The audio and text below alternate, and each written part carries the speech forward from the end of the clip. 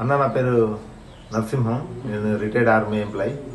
మా పాప పెద్దపల్లి నుంచి వాళ్ళ తాత 11:06 బస్టాండ్లో బస్ ఎక్కించిండు. ఆ బస్ ఎక్కించి బస్ ఫోటో నాకు పెట్టిండు. ఆయన కూడా వచ్చేది బస్సు బాగా క్రౌడ్ ఉందని చెప్పి రాలేకపోయాడు.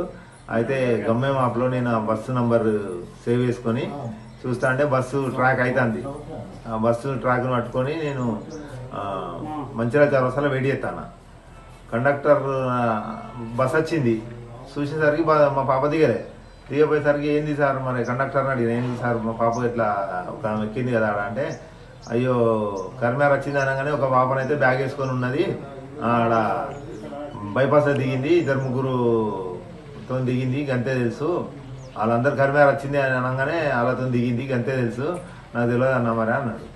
అంటే వెంటనే నేను అక్కడ నుండి బైపాస్కి పోయి బైపాస్ అంతా రౌండ్ కొట్టి చూసినా ఎడ కనవాలి. నాకు కనబడకుంటే ఆయన అబద్ధం చెప్పిండు కావచ్చు, ఏమో బస్సులో ఇట్లా పడుకున్నదేమో అనుకొని నేను మళ్ళీ వెంటనే బస్ స్టాండ్ పోయి బస్ దొరకబట్టి చూస్తే ఆడ లేదు.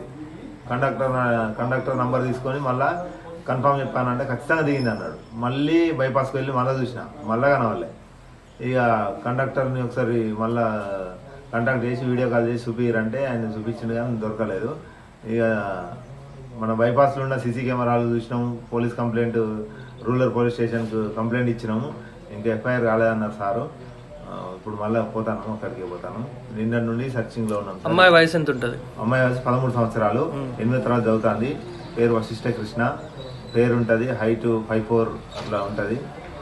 అంతే సార్. మీకు ఎవరిపైన అనుమానాలు ఏం లేవు సార్, మాకు ఎట్లాంటి అనుమానాలు లేవు. నిన్న 12 సంవత్సరాలు వయసు గల అమ్మాయి బొమ్మకల్ ఫ్లైఓవర్లో బస్సులో వచ్చి మంచిర్యాల చౌరస్తాలో దిగాల్సిన అమ్మాయి బొమ్మకల్ ఫ్లైఓవర్లో దగ్గర దిగడంతో మనం ఇక్కడ కరీంనగర్ రూరల్ పోలీస్ స్టేషన్లో ఫాదర్ యొక్క ఫిర్యాదు మేరకు కేసు నమోదు చేయడం జరిగింది.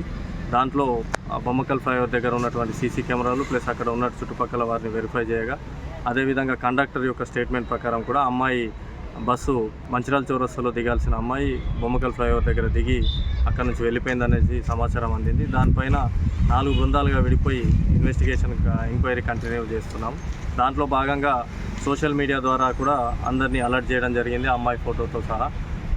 దాన్ని చూసి గంగాధర ఏరియాకు సంబంధించిన ఒక వ్యక్తి ఈ అమ్మాయి సికింద్రాబాద్ బస్టాండ్ దగ్గర నుంచి జగిత్యాలకి తనతో పాటుగా ట్రావెల్ చేస్తున్నట్టుగా ఆయన గుర్తించి మాకు సమాచారం ఇవ్వడం జరిగింది. దాని మీద కూడా తనకు రకరకాల ఫోటోలు చూపించి అమ్మాయికి సంబంధించిన ఫోటోలు అన్నీ కూడా చూపిస్తే అమ్మాయిని ఐడెంటిఫై చేసి తనే 5 గంటల నుంచి 8 గంటల వరకు తనతో పాటు అదే బస్సులో ట్రావెల్ చేసిందని చెప్పడం జరిగింది. దీని ప్రకారంగా అమ్మాయి తనంతగా తానుగా ఇంటికి కానీ హాస్టల్కి కానీ ఇష్టం లేకను లేదా వేరే ఇతర కారణాల వల్ల ఆమె తిరుగుతున్నట్టుగా అనుమానం వ్యక్తం చేస్తున్నాము. వెంటనే ఈ అమ్మాయిని సీసీ ఫుటేజ్ ద్వారా కూడా వెరిఫై చేసి వెంటనే ఆమెను ట్రేస్ చేసి పేరెంట్స్కి అప్పచెప్పడం జరుగుతుంది.